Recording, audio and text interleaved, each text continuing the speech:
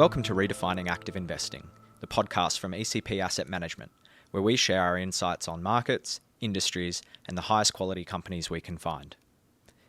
In this episode, our investment team discuss our latest insights piece, which is available on our website at ecpam.com.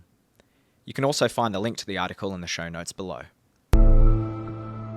I'm Damon Callahan, and with me is Annabelle Miller, Senior Analyst and member of the ECP Investment Committee, who recently wrote an interesting article about unappreciated growth opportunities in the semiconductor industry. So Annabelle, thanks for your time. Could we just perhaps start with you explaining what a semiconductor actually is and give it to me like I'm a 5-year-old? Well, think of a semiconductor chip like a miniature city. It has multiple levels, sewers, roads, and buildings, and all these elements have different functions. As the chip becomes more advanced, these elements become smaller and the density increases. The buildings become thinner and taller, the roads become narrower. So the materials and techniques used to construct the chip become more sophisticated. Okay, so let's talk about one part of the value chain that you identified in your article as being critical to the semiconductor manufacturing process, and that's specifically the testing process. Can you just walk through why testing is important within semiconductors, just to set the scene?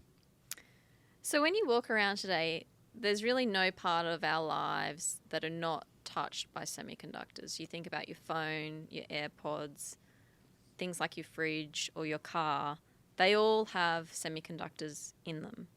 So semiconductors really need to be tested to ensure these devices operate as intended. As consumers, we expect our phones and computers to be able to turn on and operate as we would expect. But taking that to an extreme, if you're driving a car or having a medical procedure, you want to guarantee that the semiconductor will function with no defects. Okay, and so can you give me a real-world mission-critical application where a semiconductor test is important? I think the best example is cars. So the average car has 1,400 semiconductors that control everything from the airbag to the engine. And these semiconductors must go through numerous tests. Look at the semiconductors used in electric cars. These chips are typically made of a slightly different material called silicon carbide. These semiconductors will be put through tests to look at how they perform under extreme conditions. One of the tests that is conducted places the chip under extreme temperatures, up to 200 degrees, over 10 hours or more. Further testing determines the electronic characteristics of the device, like current and voltage levels. The whole testing process is really used to stress the chip under different conditions and take those conditions to their most extreme level. And so, as we look around, it appears that the applications for semiconductors are becoming ubiquitous. What are the structural growth drivers behind this semiconductor testing industry? It really comes back to Moore's law, the driving force behind advancements in the semiconductor industry. So Moore's law is the observation that the number of transistors in an integrated circuit doubles roughly every 2 years.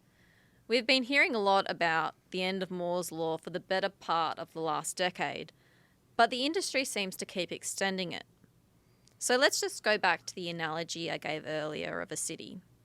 As the cities become denser, the testing requirements increase in a non-linear manner. As the industry moves to smaller, denser cities, testing is mission critical in providing feedback on performance and reliability to improve manufacturing processes. So as we reach the practical limits of Moore's law, different semiconductor architectures and materials are emerging to create new ways of improving semiconductor performance.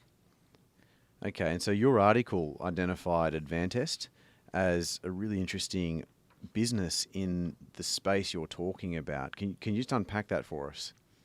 So Advantest is a key beneficiary given its 60% share in logic testers courtesy of the Verigi platform. The V93000 is its key hardware platform and has a global installed base of 10,000 testers. Now, the way to think about this hardware is essentially it's a computer used to test another powerful computer or the semiconductor. There are high barriers to entry and customer lock-in due to the standardization of its testing software. Advantest products are often developed alongside a customer's product roadmap. Some of these customers have been using the platform for a decade or more.